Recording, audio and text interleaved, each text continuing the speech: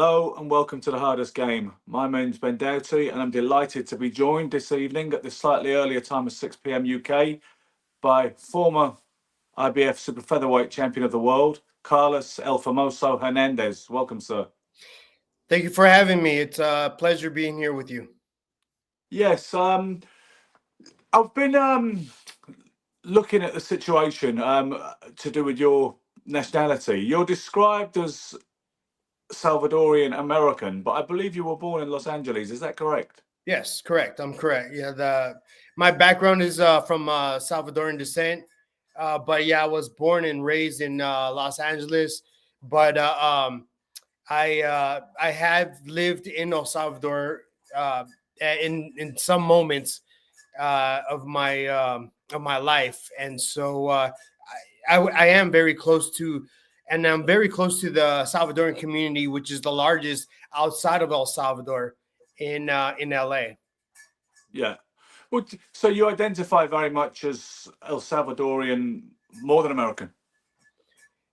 Absolutely. I mean, that's what I am. I'm Salvadorian, even though I live here and I was brought up. I am a proud American as well, but I'm a proud Salvadorian American. American. I mean, yeah, I'm American, but yeah, I'm proud more than anything of representing what is the Salvadorian people, the people, the actual people from El Salvador. Even if you were raised in Italy, but you're born in Italy, but you're Salvadorian descent, I represent you. Yeah, it's funny because I got quite close to Mike Ayala, the brother of Tony, the notorious Tony Ayala Jr. A while back when we collaborated on a book about his brother, and I figured he would want to be identified as Mexican, but he wasn't having it. He was like, "No, an American," because I had some Mexico tracksuit. That's a Tex-Mex kind of mentality. Yeah. It's a different type of mentality. I grew up where it's different. It was different. I live in San Antonio now, and I see how the differences of the way of thinking. I'm not trying to change anybody. I'm just and that's cool what he thinks, but I'm proud of where my people come from and what we've done and what we're doing exactly today, which is the safest country in the Western Hemisphere, which is El Salvador. Do you know what? If I'd have known you lived in San Antonio, because I was there December 2022 for like a week with Mike, where we were bonding and team building and collaborating on the book. If I'd have known you lived there, we could have reached out to you then. That would have been pretty cool. Oh yeah, next time you come, just let me know. Absolutely, and I will. Listen, let's talk more about your career. We don't come here to talk about the Ayalas. So, what kind of amateur career did you have, Carlos? I mean, I can't find much information about it. 24. I had 24 amateur fights. I believe it was. I had either. I just saw it not long ago too. But I did have 24 amateur fights. I didn't have many, but the amount of fights that I had, I mean, I fought guys who were seasoned, hundreds of fighters. I mean, hundreds of fights. And so it was, I got my experience sparring as a kid, as a teenager, sparring world champions. And so my style was more of a professional style. And so I didn't have much of an amateur pedigree. I was more of I was already sparring partners at 17 years old for world champs like Roger Mayweather, for Hector Macho Camacho, for just many various Hispanic world champions. I mean, that must have been an amazing education because, I mean, looking at your style, I don't see how you can ever have been classically amateur styled because some people make adjustments when they turn over, but you were obviously always a pressure fighter coming forward with bad intentions right from the word go, clearly. Yeah, I did have a great trainers. I had the best trainers in the world, but it was more of what was inside. It was about anger. It was about just wanting to get doing it. I was a very angry kid, and so all that frustration boiled over into my fights, which was I didn't lose control, but what I wanted to do was put enough pressure where I would make it uncomfortable for you. And I mean, I had 52 professional fights. I just came back from the brain doctors. They check on my brain. They scan my brain every year. I'm doing great, thank God. I'm fine considering the fights that I've had. But Yes. I believe it was because I wasn't able. People weren't able to get a clean shot because I was always on you. I was always trying to frustrate you. And you were always moving that top half. You were always bending from the waist and bending the knees. I mean, it was educated pressure. And I happen to think I had a little bit of amateur career. I happen to think educated pressure is the worst thing to face. I mean, all right, a QT might frustrate you and whatever. Nobody wants to fight a murderous puncher because he might hit you. But the worst thing round after round is just educated pressure. Someone who really knows how to come forward and walk you down. You know what I mean? Absolutely. I mean, I've had guys do that to me. And it's very uncomfortable, and it's like, dude, leave me alone. Give me some space. Yeah, you can't breathe, and you're just like, can't we just have a little gentleman's agreement to stand up and have a look at each other, man? Yeah, exactly. Let's fight like men. Yeah, it's fun. It's funny, but I try to make it into like kind of like a street fight, almost like you could say one of those telephone booth kind of fights. Yeah. You're inside one of those and just try to make it uncomfortable as possible. I'd just like to say, by the way, with reference to your neurological checks that you alluded to, whenever one interviews a fighter that you haven't met before, you don't know what to expect always. And we do see some of the guys, unfortunately, are damaged from their chosen profession. And you are, the first thing that struck me was how lucid and sharp and erudite you clearly are. So, I appreciate that. Thank you. Yeah, no, I did have a great team that watched over me, that didn't let me keep going after it was time. I think I have to give them a lot of props for that, which was back then, my ex-wife. She really looked after me. She didn't want me to do this anymore. I mean, it was time. Well, she was the lady that was focused on in the Floyd Mayweather fight when they were checking out that welt on your face, and correct. And they flashed to a very beautiful lady in the crowd saying she looks a little concerned right now. That's her, right? Yeah. Yes. But okay, you were talking about trainers. I'm very interested to discuss that with you because I didn't realize, to be honest, till today when I was doing a little bit of homework, that you worked with the great Amilcar Brusa, who's best known for training Carlos Monzon, but has a whole Hall of Fame resume as a coach. I'm so interested to hear about that. You said he was hands-on. He wasn't one of those guys who phones it in. Because sometimes you get guys with pretty big reputation in the industry, and they've worked with all these champions, and sometimes you think there ain't much there. Some of this is mythology and reputation, and a lot of the time they're phoning it in, saying, okay, do 4 rounds of shadow, go on the bag. You said he wasn't like that, Amilcar. No, he was hands-on. Definitely be with me, holding the bag like a real instructor. It wasn't just about going to train. It was going to class, and I was learning, and that's how I implement. I mean, I felt like I had good head movement or some kind of decent head movement before, because I already had great trainers before that. They just unfortunately passed away. It was time. Like I had Jackie McCoy. I had Bill Slayton, who trained Ken Norton. Yeah, trained Ken Norton, exactly. So I had great instructors. It was just Father Time that took these guys away from me. But I had great instructors, and so when I was going to fight Mayweather, I was kind of lost. I had no real leadership, and I just had somebody just say hit the bag, and I didn't want that. I wanted somebody to be there to really go through a strategy, and that's exactly what happened. I was fortunate enough to meet with him and get together with him that first day. When I got one-on-one with him, he was going through the motions, and I was like, okay, I like this. I like the fact that we're going to school. Basically, we're going through the basics. We're not inventing anything. This is just the ground basics of boxing, and just doing it repetitively over and over and over again. And it could be boring, and just you're just like, oh my God, but it is something that you need to perfect, and that's something that Amilcar Brusa helped me understand that we got to do this to be successful. And that's when I fought Mayweather, and I think I gave Mayweather one hell of a fight. Yeah, I mean, I just watched it literally about an hour ago. I watched it before, but I watched it not in a few years, so I watched it again. And you did put a whole lot of pressure on him. You made him uncomfortable. Obviously, you've been immortalised somewhat for being proclaimed as the first, and some say the only man to put Mayweather on the deck. I mean, from what I'm aware, you've never sensationalized that or overclaimed it. You said that, I mean, he hurt his hand, he was under pressure, he touched down, but touching down is touching down, right? Yeah, exactly. Hey, I'll take it as it is. I'm considered the only guy, which is great. I had a great corner. I had in fact, I had Manuel Robles. He was my second in command. So, he was. I had behind Amilcar. Sorry. Yeah, correct. Yeah, correct. Yeah. So it was. I had a really good team.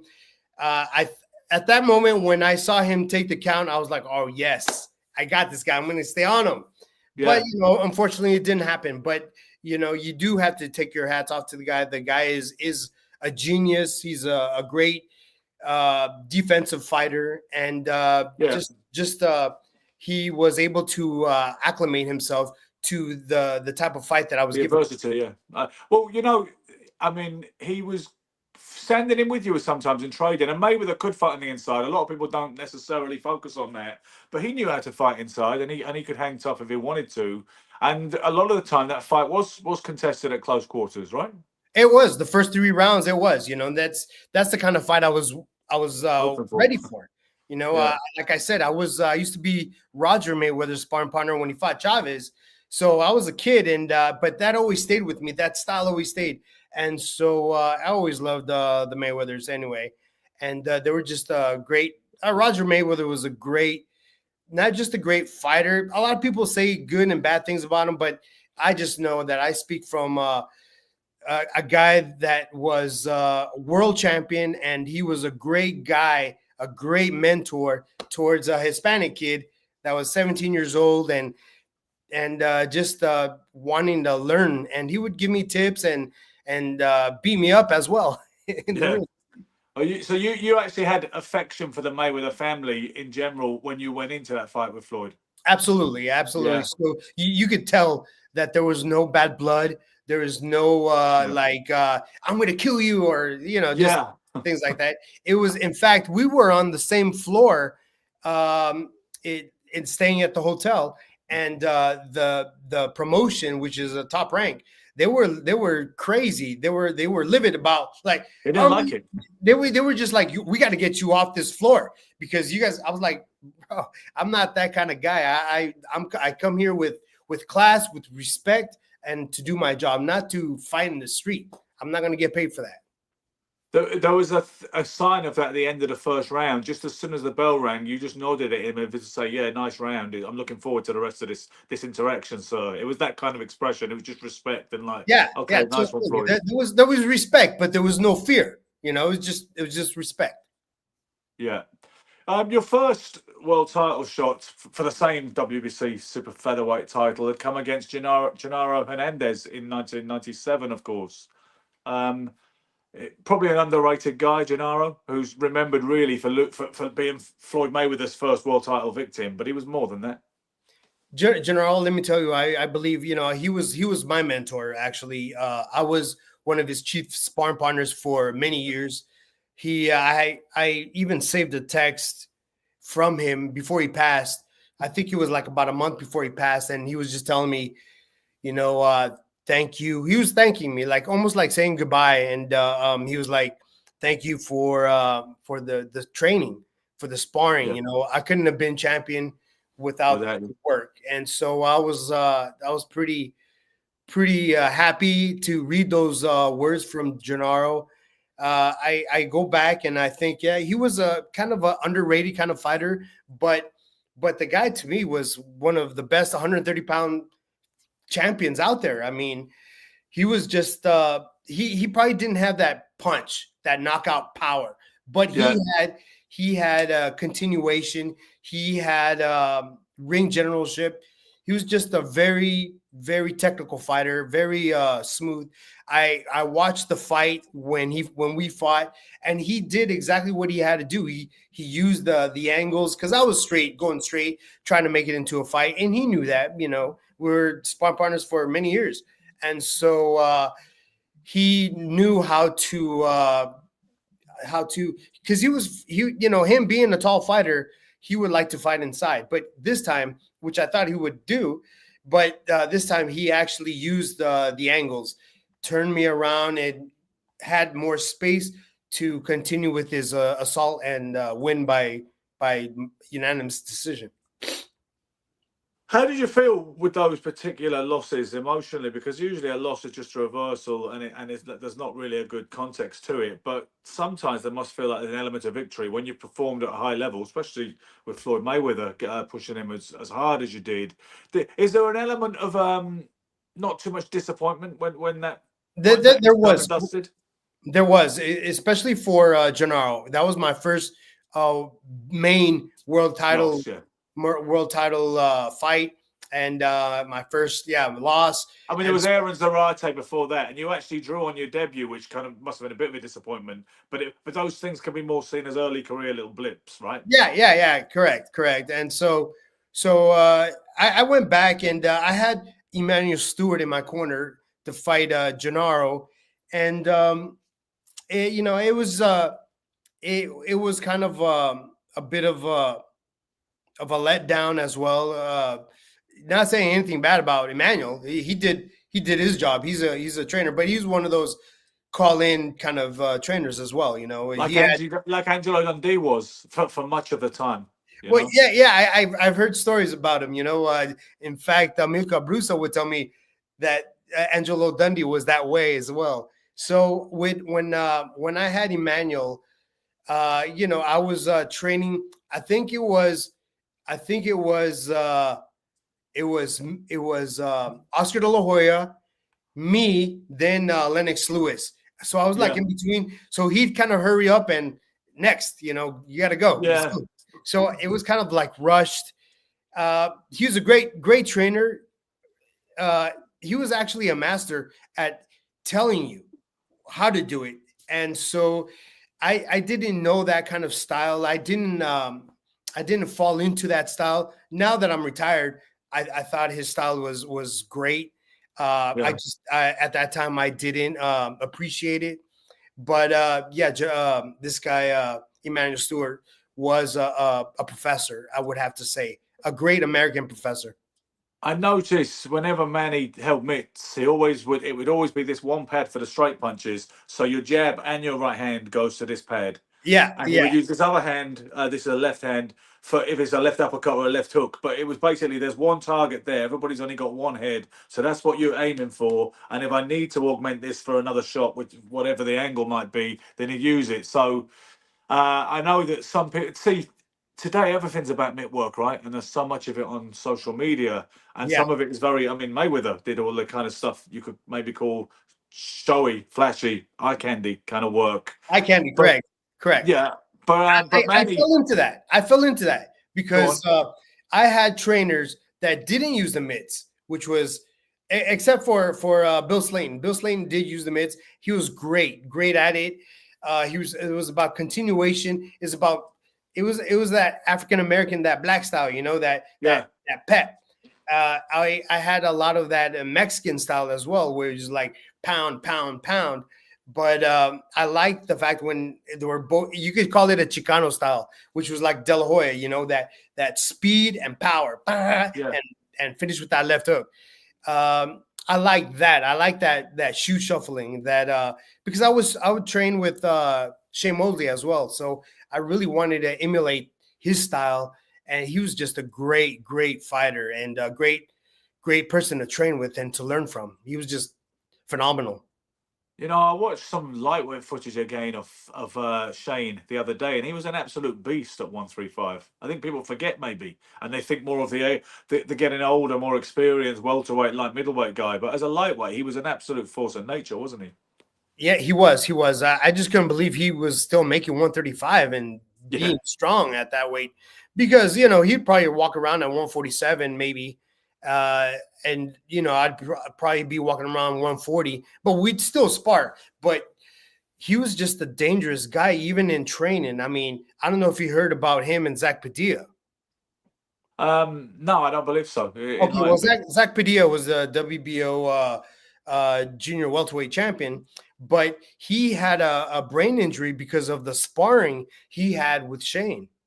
Really? Yeah. It was attributed directly to those sessions, yeah? To those training sessions right there. And so, I mean, when you sparred Shane, you were fighting. It was a fight. Shane didn't know how to move around, though. Shane, it was like, let's go. Yeah. This is a fight. So you had to be prepared. You had to be ready. Because if not, he's going to knock you out. What do you think of that ethos? Because some people obviously remark that most of the damage or a lot of the damage is done in the gym, and people don't always pay attention to that, and they don't always safeguard against that. What's your attitude to fighters who will go to war in the gym? Do you that kind of position? Do you? Because some guys, I've noticed Canelo's camp, Eddie Reynoso's camp, they seem to do a lot of really light touch sparring. What's your thoughts on both of those extremes? I like it. I like that light free sparring. It's kind of like almost the Cuban style. Yeah, I do like it where you have the professor in the ring actually, and sometimes that's how I train my fighters. I'm in the ring and we go through the motions, and then if he gets caught, I stop the action and I go through the motions. Talk about what happened. Yeah, exactly. Why did this come through? Why did you let this? Why did you come in with your hand down? So I do appreciate that style, but I grew up in a style like I would go to school with black eyes and scrapes, and the teachers thought I was being abused by my parents. So it was just boxing. I had wars back then. Back then it was considered being like macho and all that to spar every day. So that's how I felt that I learned. But then people were telling me now I'm climbing the echelon of instructors, and I had Jimmy Montoya. He was telling me, okay, kid, you're not going to spar every day. That's not good for the body. Yeah. And so all right. And I started sparring every other day, but I'm sparring men. I'm sparring guys who had like I don't know if you heard of obviously Edwin Valero, but of course, the Edwin Valero of that time in the early 90s or late 80s, his name was Angel Pedrosa. That guy who was like 21-0 with 21. One hell of a banger, that guy. He was one hell of a banger from Venezuela. And he was my mentor. So I would always pick him up from the house. Sometimes I'd even stay there and live with him, and we'd go training together. And so I learned from these guys, but then I saw the constant banging that he was going through. And I was like, my God, these guys are right. The trainers that know that are seasoned, that have been there, that boxing sparring is not always great, especially if you go all out war, because that's the kind of style we did was war. It was a war. It was like a fight inside the gym. Kevin Rooney is quoted as saying he had Mike Tyson boxing 10 rounds a day, because when I say boxing, I mean sparring, because I've noticed in the UK we say sparring is sparring and boxing is when you're fighting, but I noticed that in America they often refer to boxing as the gym sessions. So he said he would have him sparring 10 rounds a day hard, and he was saying that's the only way to do it, that's the only way to produce greatness, which personally I don't think that's too smart, with all due respect to Kevin Rooney, who did great work with the best version of Mike Tyson. But maybe that is why Mike Tyson didn't have the greatest amount of longevity at the very top of his form. Who knows? Yeah, that could, it could be a tribute to all the banging and all that constant thudding that the body receives from just training. You do get tired. It does hurt. It's not easy. Sometimes I remember at the end of my career dreading. And I was the first guy to spar. I'd go in the gym. I'm looking for the first guy. Okay, I'm gonna spar you. I'm ready. Yeah, I was that guy. I was that guy. I wanted to fight anytime. But then when you start getting older, and now you have kids, now your mind is mine as well. I speak for myself. it's just like now I'm a father, and it's like, all right, well, I better take it easy. I don't want to go home all banged up. I want to be I don't want to be too sore. I want to go to my kid's soccer practice. Yeah, so Yeah. it was kind of like that. But I'm not blaming my kids or anything. It was just you just change that kind of mentality, I guess. It's maybe not in you, and I am aware that when you retired, in one interview you said you didn't feel that kind of need to hurt somebody anymore, and it wasn't like you were hungry for money anymore. And when you realize that change psychically has occurred, you think, well, this is a good time to hang up. I've had a honor, a distinguished career, and I don't feel this is inside me perhaps anymore. Exactly. That's the that kind of mindset that I had. It's like, yeah, I don't need it anymore. I did reach what I wanted. Thank God I was able to become champion for my country, champion for my family. And so I bought the home, I had the cars. So I had a business. So I had the beautiful family. So I was doing very well. I was doing very well. And I felt like I don't need boxing anymore. Let's Now, talk about that crowning glory, the night in 2003 when you beat David Santos. I mean, obviously that it must be your fondest kind of highest moment. Yeah, absolutely was. It was an unforgettable evening when you have a head of state come to your fight, and with Secret Service, and something that you really don't see. You don't see the president of the Philippines or the president of Mexico go to your fight.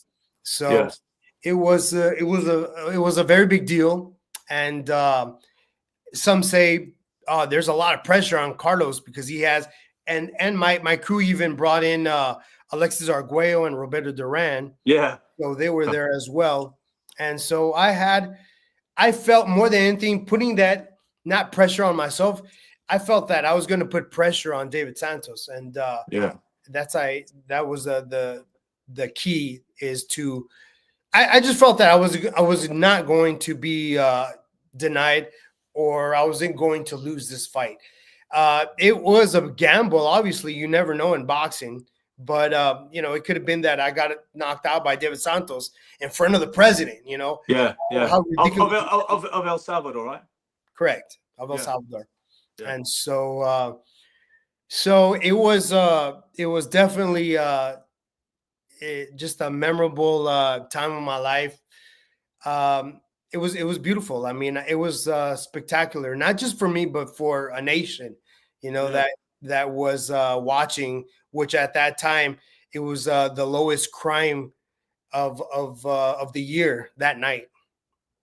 It's interesting that you said the first two things you said was I won the title for my country and for my family. So you came third in that sense of priorities in terms of the achievement. And when I contrast that, I'm not trying to dig Floyd Mayweather out. I like him well enough. I have enormous respect for everything he achieved, and I met him one time, and he seemed nice enough. But it's fair to say he didn't represent anything except for materialism, money, and uplift from the ghetto, which is fine. But it was always that money, power, respect. They had tracksuits with the slogan on the back, and you appear to represent something I'm prepared to say is more honourable than that, albeit far lesser known to the average rank, to the average person who might follow boxing. Do you have any thoughts on what I just said? Floyd was just all about the money in terms of what he promoted. Yeah, definitely. And I, but I understand him. He's here in a country where, they idolize a lot of people from other sports. So he just probably he just cares for himself, which is fine. I really respect him. I think he's done a great job for himself. He may go overboard. That's not my mindset. My mindset and my drive was the poor kids, just to bring some kind of light to a dark place, which at that time was the most dangerous country in the world. Yeah. And also, Floyd's image was very sellable, the obnoxiousness almost of that kind of brash black American bling materialism in your face. That was what made him the pay-per-view king, because as fantastic a fighter as he was and a genius that he was, It wasn't the most commercial style to the average guy that likes to have a fight party with a bunch of beers and a bunch of people watching a pay-per-view on a Saturday night. So the thing that made his fight so well subscribed was the image, wasn't it? I suppose. Yeah. Definitely making him kind of like the guy to beat is what made him as well. You know, people The villain. pay to what? Yeah, the villain. They want to see him lose, and that's a great way to go. Sometimes, if that's your main objective, is to make a lot of cash like he did. I think more than anything, it's there's you were saying earlier that it was just about himself, and for me, it was more about team or about family, about country. And so I really take that to heart. And I have one of the greatest pictures where Floyd Mayweather is holding his WBC belt after the announcement.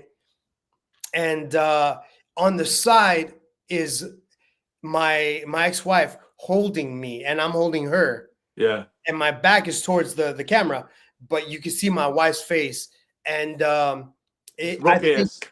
think it was just totally. It was totally a Rocky-esque type scenario there. Yeah. It's funny, because I was watching the Mayweather fight earlier, as I say, and after the round when he touched down in, and you could see the visible discomfort on his face because the left hand was hurt, the doctor came and asked him if he was okay, and it was almost like it was out of a movie, actually, when Floyd leaned to the rope and said, "I'm in pain, but I'm a champion. I will keep going for my kids." Yeah, it was really like it had been mocked up for television. It was just it was really good. Yeah, it was a really good. I read a story though. I think it was on one of the magazines or one of the internet write up. But I came in like number 4 out of all his opponents that he had that landed more shots on him than any other fighter. You know, I was on the number 4 list, and I feel like it's a very honor for me to have been totally do it and land more than Pacquiao, land more than Canelo, land more than all these other fighters. You know, it's just it was an amazing. Looking at you fight Floyd Mayweather, Carlos, the one thing is where you weren't remotely discouraged at any point in the fight. Some of those guys, especially later on, they got discouraged as hell because they couldn't hit him, and they found his punches a little more stinging and a little bit more powerful than maybe they anticipated. I don't know. And they started to become super gun shy and dejected and just deranged almost mentally. You just stuck to, you knew it was difficult and you knew it was hard to hit him, and he does punch harder, I imagine, than some people might imagine. But you stuck to it, like Carlos Medana stuck to it. You didn't get down on yourself at any point. Absolutely, you know, it's the mindset as well. You know, I mean, not too many people know that that my ex-wife is a sports psychologist at that time, and she was able to guide me and just have me remember or just go through the steps while in the corner. I'm listening to my corner, but I'm also going through the motions, visualizing what I need to do to adapt. This guy's running. What do I got to do? What do I got? Unfortunately, I didn't have the arsenal to put that together and to take him out. But I thought it was a great fight. When I returned back to El Salvador, I returned a hero. And so that was, they saw him running. They saw him. So in El Salvador is not really a boxing country. It's a soccer country. It's about football. But so when I went back to El Salvador, I was the champion over there in their eyes. And that was a beautiful, beautiful sensation to go back to El Salvador, even though I lost. Even when I fought Chicanito, that was, we were talking about it earlier. It's like it was a letdown, not me being a champion of the world for my first title fight. But when I returned back to El Salvador, because they televised it over there, I returned a hero. They loved the fact that I kept going forward. I didn't stop at the attack. I was looking for the victory, and that's what I think they appreciate more than just winning by points. And particularly when you look at the level of opposition, he was in the Pretty Boy Floyd phase then, and he had a whole lot left to do. But Well, he obviously just knocked out Corrales. yeah. And also, all right, let me ask you, since we're in 2001, 2 fights later, he had the controversial first fight with Jose Luis Castillo, who brought the same kind of ethos and pressure game plan that you did, more or less. A lot of people think that he should have had his hand held up that night, Castillo. What was your take on it then and now? I did see the fight, and I did think he won. Actually, I did think he squeezed it out. I believe he did. One of them, very something I won't forget. But I was able to see him I believe we were in Hollywood at the at the what do you call it, the Freddie Rhodes gym. Wild card. Wild card. And so he was there, and he came up to me and he said, Carlos, shook my hand. He was like, dude, you wrote the book. You wrote the way on how to beat the blueprint, man. Yeah. Yeah. So, and in Spanish, he told me in Spanish. And I was like, thank you. That was really, really cool of him to say. And, I obviously I didn't win, but neither did he. But at least he gave me that compliment. And it was a very nice compliment coming from a guy who I thought did pull it off. Yeah. Well, it's not my most popular opinion on matters boxing, but I think Floyd actually shaded that fight. I mean, I've scored it because I don't believe in watching fights and expressing a strong opinion, because people watch a fight the weekend, they'll say on Monday, oh, such and such got robbed, and you might say to them, well, did you score it? Did you get your pen out? Did you score a 10-point must system? I'm a bit of an anorak like that, and I will never give it large on a decision unless I have scored it. I did score the Mayweather Castillo fight years after it happened, the first fight, and I had to have Mayweather winning. I know he was pushed close, and he supposedly had problems with his shoulder, I believe, or rotator cuff, I think it was.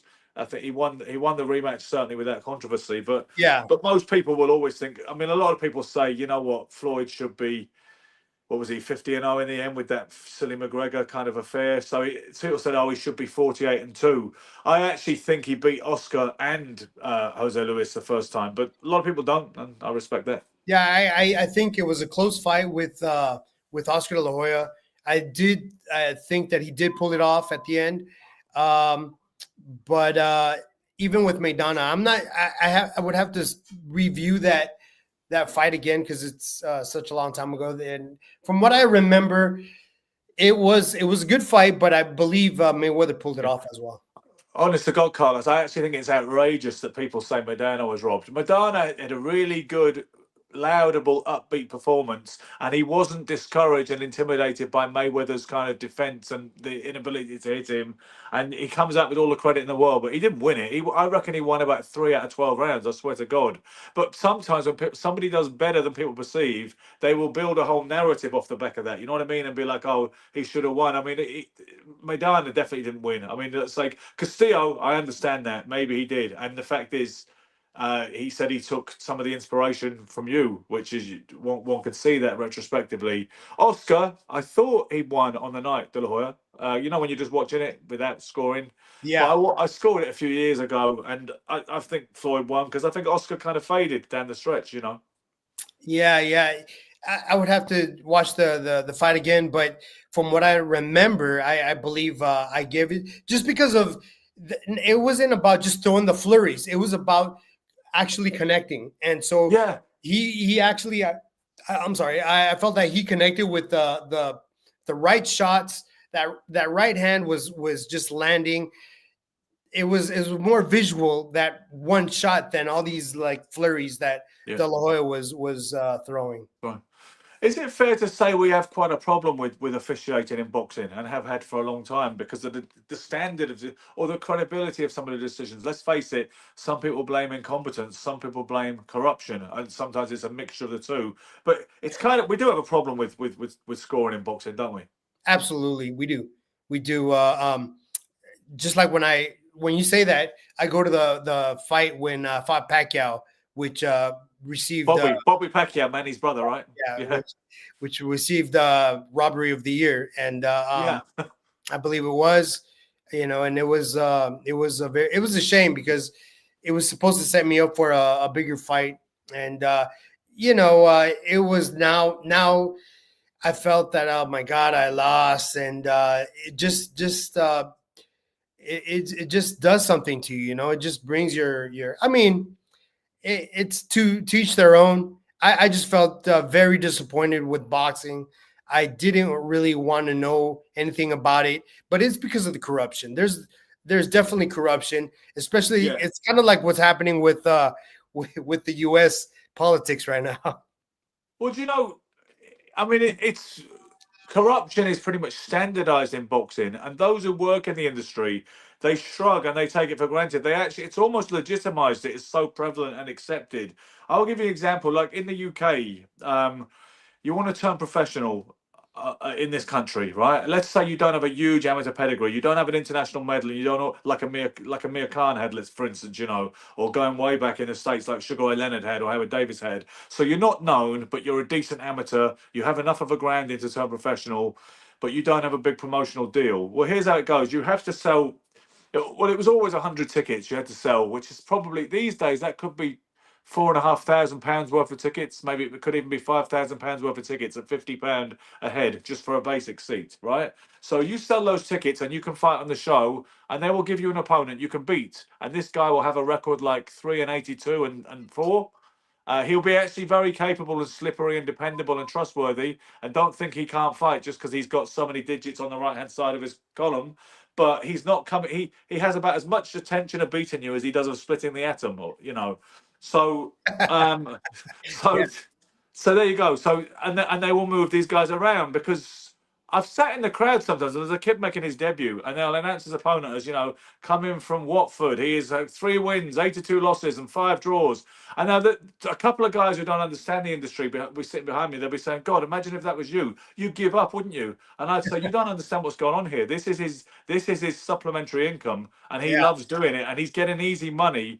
And yes, sometimes you feel like saying, do you honestly think a guy who's had 150 fights couldn't beat a kid who hasn't had any pro fights if he really wanted to and really gave it a go?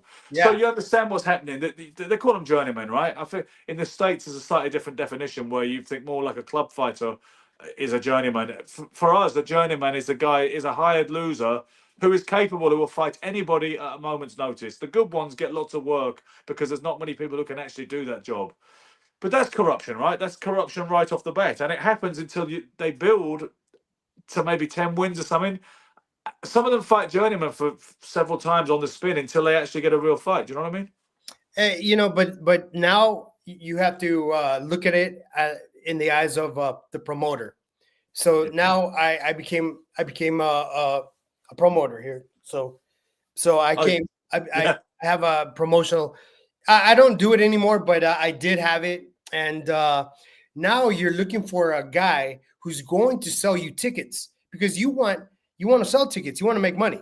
You're not yeah. in this business not to make money, and so obviously you want to get a guy who's going to sell you tickets, and so you hire a professional journeyman and It's a building.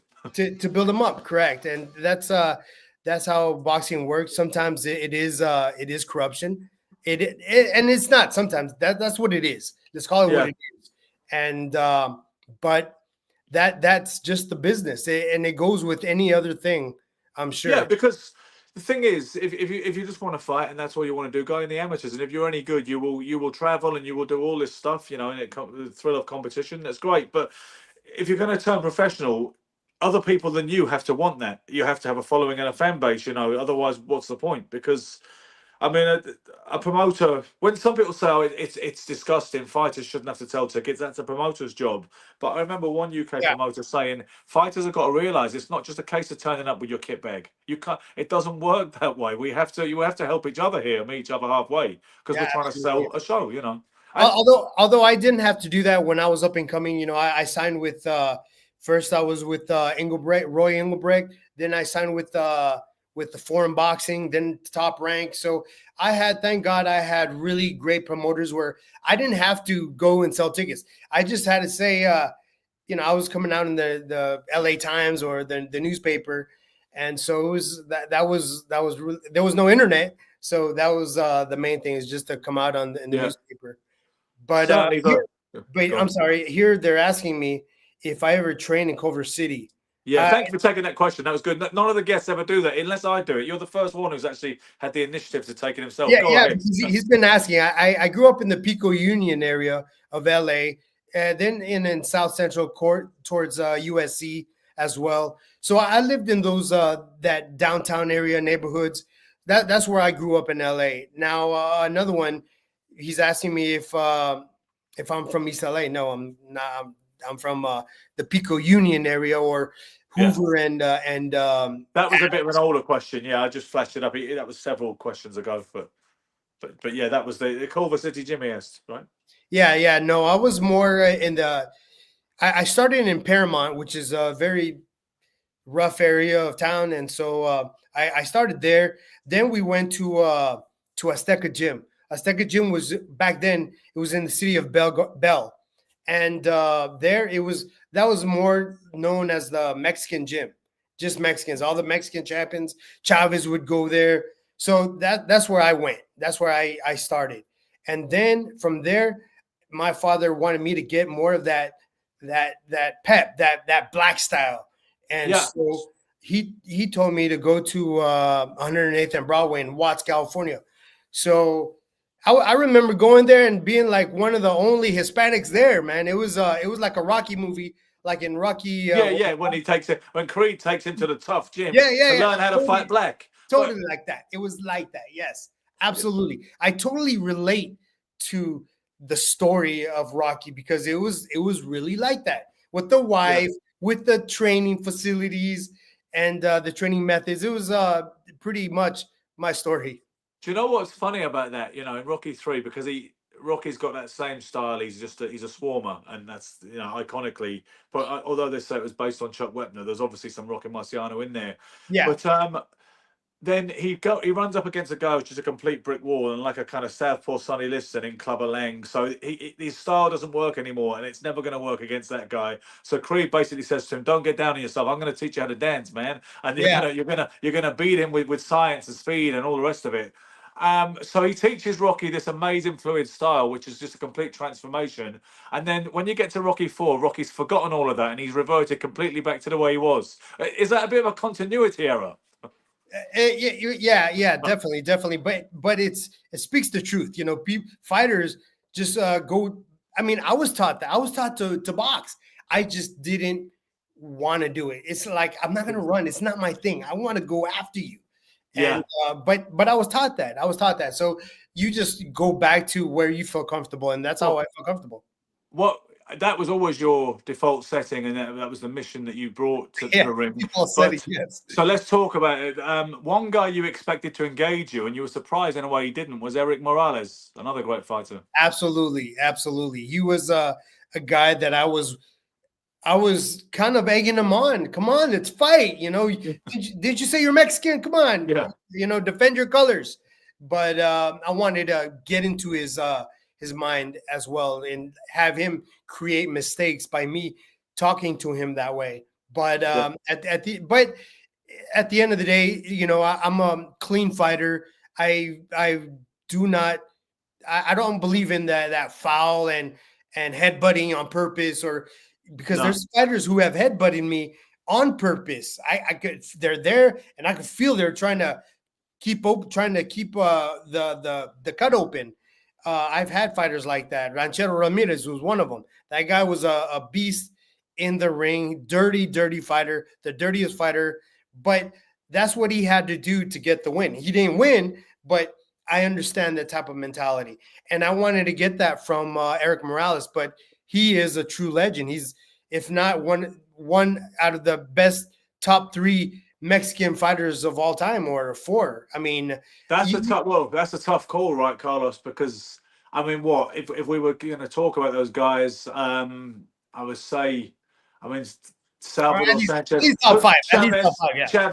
Chavez, Salvador Sanchez, Olivares. Who else? Canelo is in the conversation. Not yet, I don't think. But you do have Ricardo Lopez. I think he's Ricardo Lopez for sure. Ricardo Lopez, and I think Morales is even before Ricardo Lopez, because just they have both won their respected feats and all that, but Morales has just won title after title in different weight classes and fought really the best in the world. And I mean, with Finito Lopez, great fighter, he's fought the best in his weight at that time. But you could only name really one guy that you said this is a good fight, which was Rosendo Alvarez, which I believe he lost that first fight. Yeah, I mean, quality of opposition ultimately is another thing that counts. And, you know, sometimes even titles can be a self-fulfilling prophecy in this era of multi-belts. Because obviously, you'll be familiar with guys like Sam Langford and Charlie Burley, who never won world titles. But if you look at their resume, it's insane, and it's almost hard to imagine how they went through the campaigns they did in those days. When you look at the strength of the depth of those bodies of work, so. It's a fun thing, isn't it? It's ultimately something we can't resolve, but boxing fans like arguing about it. I remember Montel Griffin, former middleweight champ, first man to beat Roy Jones. I remember him saying, former light heavyweight champ. I remember him saying that Canelo might go down as the greatest Hispanic fighter, never mind Mexican. He likes I think he likes saying things to get people at it, by the way. I think he likes controversy and generate, because he's always talking about Michael Jordan and LeBron James as well. But he said Canelo may go down as the greatest Hispanic fighter ever. And you're like, are you crazy? When you've got like Duran and Arguello. Yeah, and, exactly. Napoles and correct. I mean, is Canelo could you consider Canelo's name being put there? Yes, maybe. But I believe I love Canelo. I'm a big fan, but I don't think you can still put that name, since I mean Duran fought everyone, all comers. And I think for this guy Canelo not facing Benavidez really put a stain on Canelo's resume. And not only that, he's fighting a guy, Skull, who really we don't. I mean, even Juan Manuel Marquez says, I don't even know the guy. Who is this guy? So, he wouldn't fight him the first time, and I don't blame him, because it didn't make any particular sense. And just because someone's a mandatory doesn't mean there's any rhyme or reason to it. It's just connections and favors sometimes. Yeah. So he didn't want to fight him then, and I don't blame him. And then suddenly, they strip him of that belt. That guy wins it, Skull. And then suddenly he's going to fight him to get the belt back. And they give it all this fanfare, like to become undisputed. It's like he already was. And then you give it to this guy. This is why, listen, I'm very good friends with Daniel Dubois' trainer, Don Charles. But I've told him to his face, I cannot recognize your man as a heavyweight champion of the world. And you see the guys like another guy who's a good guy, an assistant trainer, who posts a picture on Instagram saying, just did some work with the heavyweight champion of the world this morning. And it's like, are you on crack? The heavyweight champion of the world is called Alexander Usyk. I get version belts is fine. You're a former world champion. That is legitimate. But when you unify the title beyond argument and you give it the big drum roll, and then literally months later you give a piece back to somebody else, I can't respect that. You know what I mean? Yeah, it's I think a little different. It's a little hard because I understand where you're coming from, but now I don't think it's the fighter's fault. It's oh no, it's not. It's all these belts that it's a business. It's a total business, but it's kind of sad. But I do have to thank, like for me, for the IBF. I thank the IBF because without that their ranking system, I wouldn't have been ranked to fight for a world title. And I think they did it pretty well without having favoritism. So I was ranked in the WBC for many years, in the top 10 for many years, and I fought the best in the world for the WBC, and I was not able to conquer it because I fought. I fought just legends at that weight at that time. So I was fortunate enough to get a crack at the IBF title and fight a guy that was equally, I guess you could say, equally to me. And so we were fighting for the legitimate IBF title, which was good. And so I see these fighters like you say, Dubois, yes, it is true. Usyk is the legitimate champion, heavyweight champion. Yeah. But I do I think he's he does have a piece of that world title, and I do congratulate him, and I wish him the best. You know, it's something that a fighter wants to win, and for him to do it, that's beautiful. It's beautiful that he's able to call himself world champion. It's just unfortunate that all these alphabet belts are involved, and it's tough. It would have been beautiful to have one world title back in the day. It would have been tough. It would have been tougher, but that's when it's kind of like the UFC, you know. Yeah, are you still a big fan today? Do you watch every fight with a passion? I don't. I don't. I don't. I have another life. I involved with other things. Sometimes I don't have the time to go to a fight or to watch a fight. But I tried to stay on top of every fight. But sometimes people call me and ask me, "Did you watch the fight?" I was like, I missed it. Do you sometimes get a little bored with all people ever want to talk to you about is boxing? Because sometimes when you're associated with boxing, I mean, like even I am from doing this kind of stuff, and I've been around for years pushing this whole boxing thing on social media. It's sometimes the only thing my friends ever talk to me about, and sometimes you're like, could we talk about opera or politics or something, anything else other than that fight last night? Because I've already had the conversation 10 times already, by Sunday morning. Do you sometimes get a little bit, feel it's a bit limited that people are like Carlos Hernandez, famous fighter, and so they just want to talk boxing all the time? No, not really, because I moved to a city where boxing is big here, but yeah. I'm in San Antonio, Texas. But yes. I'm not where in LA. I was in LA for so many years, most of my life, and there, I could go to a gym, I could go anywhere, and we'll talk about boxing. It's a big boxing town, city. Here in San Antonio, it's different. People don't know me, so it's like they don't even know unless they see something like my logo, and they say, "Hey, were you a wrestler?" I'm like, "Oh, I was a boxer." So maybe we'll talk about boxing, but I do miss it. I do miss talking or chopping it up with. It's funny because the place where I've met most Englishmen are here in San Antonio, Texas. I got a mate that lives down the street from me. Chris Smith. No, yeah, he's in LA. He's in LA. Oh, yeah. But I have another guy. His name's Stephen Hall. He's from Newcastle, and he lives down the street from me. He was a Texas state champion years ago, but we're great friends, and there's a lot of English pubs here too. Yeah, like I say, I was there with Mike Ayala back in 2022, and I liked it a lot. It was. You got to come back. You got to come back, so that way we can hit the pubs. Absolutely. Well, listen, Carlos, thank you so much for giving me this hour of your time. It's not something I will forget in a hurry. I appreciate it, man. Thank you. It's brilliant to talk to somebody who campaigned at the highest level, shook the hell out of Floyd Mayweather, and is so lucid and personable and likable. So thank you so much for that. And I appreciate it. I will send Robert Hernandez the link just in case you have any reason to want to post it onto your no doubt big fan base. Thank you. Yeah, and thanks to Robert for putting this together, man. I appreciate it, brother. Thank you so much. And I can't wait to hook up with both of you guys. Absolutely. Thank you so much. See you soon. Cheers. All right, guys.